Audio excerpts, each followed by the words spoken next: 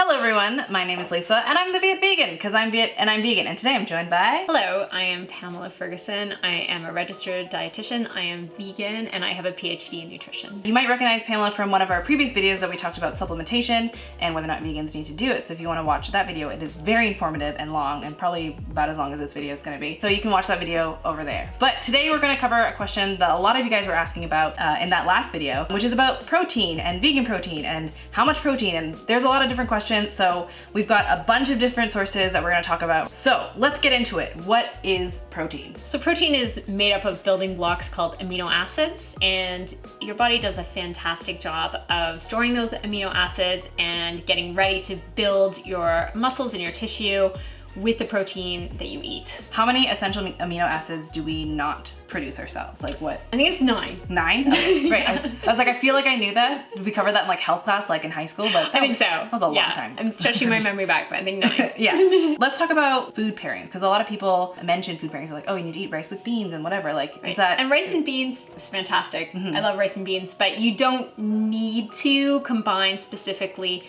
rice with beans or, peanut butter with whole wheat bread in order to get complete proteins.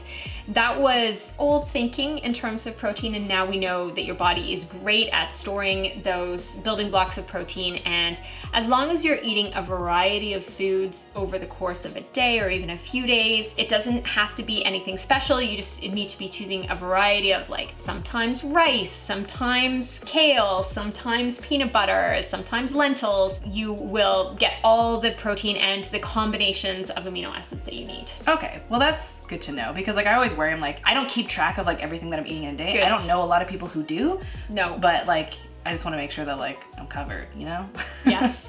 Yes. In terms of like how much protein, I know that there are like different guidelines. Like I think the Canadian guideline says 45 grams or 46 grams for women, most women, and 56 grams for men. Is that... Those are general guidelines. You can also base it on your body weight. There's some controversy around this, but we can use 0.8 grams of protein per kilogram of body weight. So if you know your weight in kilograms, you're just taking 80% of that, and then that's the number of grams of protein you need to eat in a day. So for me, that works out to being, about 45 or 46 grams of protein in a day. Some people, there's some evidence to suggest maybe we might benefit from a slightly higher amount of protein. So I might go up to say 50 grams of protein in a day for my requirements. For people who are athletes, they may need to go even higher, up to 1.2 to even up to 2 grams of protein per day if they're in very intense athletic activity. So not like casual, I go to the gym like twice a week, 3 times a week sort of.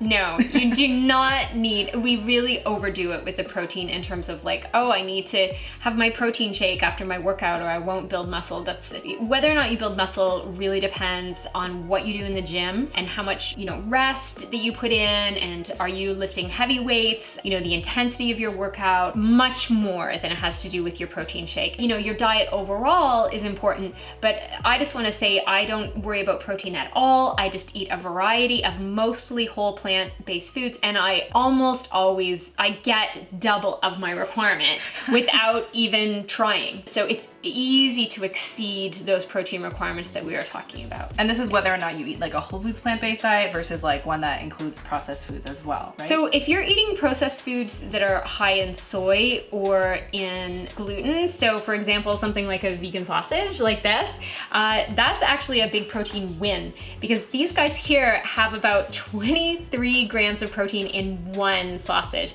And let me tell you, a few weeks ago I was having a big craving for a vegan sausage, and I was like once again surprised looking at the label, like, wow, that's like half my protein requirements in one sausage. The good news about that is if you don't mind eating processed soy or gluten, I don't think we have a lot of evidence to suggest that you shouldn't enjoy those things once in a while. They can be very tasty and we can have them in our diet once in a while. Then they're a big protein win. You get a lot of protein from just one thing. Yeah. If what you're talking about in terms of adding processed foods is that you really love a lot of vegan donuts or cupcakes, those are not great sources of protein. Dang it. You know, having those things once in a while added in with a diet that is mostly whole foods is certainly not going to stop you from meeting your protein requirement. And so going back to the whole like gym and like your protein shake, there have been a lot of trainers in my life who have told me that you need to have protein within an hour after your workout. Is there any validity to that? It may just help a little bit with your muscle building, but really this is only going to be true if you've been lifting like really like heavy. If you're like really buff, like right. Well, it's not about how buff you look or anything, but it's more about how intense your workout is, right. How much you were lifting, how much you were putting yourself under stress. I'll just be honest that what most people do in the gym barely gets them up to the activity requirements just to be like moderately active. You going to the gym is fantastic, and please go to the gym or go for a walk or a bike ride or do burpees in your kitchen or whatever you love to do. But that does not make you an athlete. Well, it does, but it doesn't in terms of needing to like double your protein requirements. And like we already talked about, you're probably getting double your protein requirement anyway. Let's talk about some of these different protein sources and like what are good examples of protein. So I have here protein powder. Obviously these are going to be higher amounts of protein. They have them listed on the back of how much protein there is. One thing that's not even protein powder, but I put it in my smoothies because I don't often like protein powder. Hemp seeds. On this it says for 3 tablespoons of hemp seeds you get 10 grams of protein, which is incredible because like that's like this package. This packet has 10 grams of protein, which is incredible. It's an awful lot of protein. Yeah. Yeah, and then you know you have your other different brands of protein powder. They never really talk about like different types of amino acids that are on this. Like, do you need to pay attention to that? I think that they're going to be offering something that is going to give you a pretty complete amount of protein in one of these packs. Here they're advertising that they've got 18 different amino acids, for example. Oh, okay. Wow, I which is, didn't even look at that. the thing that I would say to you about protein powder is this. If you like the taste of protein powder, then that's one reason to include it in your diet. If you find that you love to start your day with a smoothie, but if you have just a fruit smoothie, then you feel really hungry after an hour. But if you add protein powder to your smoothie, it makes you feel full and you've got energy for the morning, then that's another good reason to add protein powder to your smoothie. But you could also try something like hemp hearts or like peanut butter, chia seeds, all these other potential ideas other than protein powder. If you don't like the taste of protein powder, or if you prefer other breakfasts like avocado toast or oatmeal or something like that, you do not need to consume protein powder. You can absolutely get buff, you can absolutely get abs, you can get swole. You can get a booty without protein powder, I promise you. I've done it. All right, I believe you. She is very fit. All right, so let's talk about some of the other sources that we have over here. So these are a bunch of different protein powders. There's a variety of like soy-based, pumpkin-based, pea protein. There's a bunch of different stuff. So let's talk about like the more whole foods type things. So this is obviously not whole foods, but as we mentioned, vegan burgers, vegan sausages, like they'll say on them how much protein is in them, and it's surprisingly dense. So we have pumpkin seeds. Now tell us more about like what else is good about pumpkin seeds. So pumpkin seeds have a lot of lysine in them, and lysine is one amino acid that vegans can sometimes struggle to get enough of. It comes back to all the same foods that we talk about being good sources of protein, getting some soy, getting some tempeh, tofu, getting beans, nuts, seeds, all of these things that we already know are great sources of protein. Those are also good sources of lysine. But if we're missing one, it does tend to be lysine. I like relying on pumpkin seeds. They are a good source of lysine. They have a fantastic amount of protein. I think it's like 8 or 9 grams of protein in a quarter cup, and I love to snack on pumpkin seeds. They're yummy. I agree. They are very delicious. Add them to your oatmeal, add them to your smoothies. Just snack on them. They're great. Next we have oatmeal. This is, I think, a great example. So you think of grains when you think of oatmeal, and you're thinking, oh, oats have lots of fiber and they help me feel full and they give me energy because they've got, slow release carbohydrate, all that. That's fantastic. But actually, they're also a great source of protein, and that's something I want us to keep in mind about protein. Yes, something like lentils, a cup of lentils has about 18 grams of protein. So you make yourself like a lentil curry or a lentil soup, and you've gone a long way toward meeting your protein requirements for the day, which is great. But the real trick with protein is that Protein's in everything. Eat an apple, there's a gram of protein. You know, have your oats with some soy milk or whatever. You know, you're already starting out the day, even without trying to get protein, you're already starting out the day with a good amount of protein in your belly. Protein just adds up.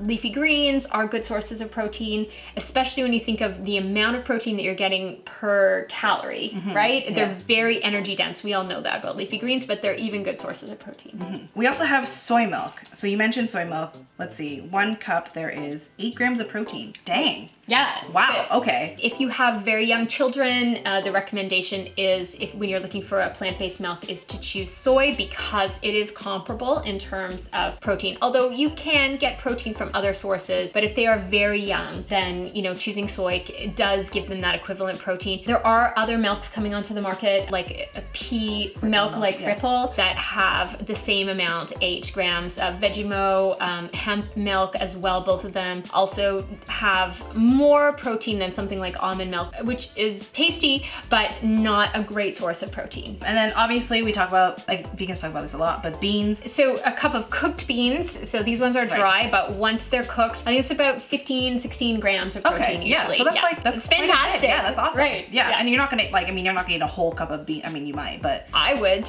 I don't know if that's like, in like a soup, isn't there normally like a half cup in there? Like if you were eating soup. I can eat it. I can eat a cup of beans. Damn, girl. We've got lentils, which is fantastic. I mean, lentils, again, similar amounts of protein to beans. And we were looking before at peanut butter, and I was like, yeah, peanut butter is an okay source. And actually, I was reminded, I was like a little down on peanut butter, but Lisa's reminding me that actually in 2 tablespoons of peanut butter, we have 8 grams of protein, which is actually pretty good, especially when you're spreading it maybe on whole wheat bread, that kind of thing. Actually a good source of protein. And kale, I'm just gonna carry this like a bride here, our beautiful leafy greens. Another great source of protein. This is TVP, and I usually make it by adding veggie stock just to give it a little more flavor. So just pour the boiling veggie stock on top and let it soak in, and actually it tastes really good. I love the texture of TVP. It's like a little sponge. Yeah, it's spongy, it's chewy. I like it. If you look at a dry portion, a 1/4 cup has 12 grams of protein. So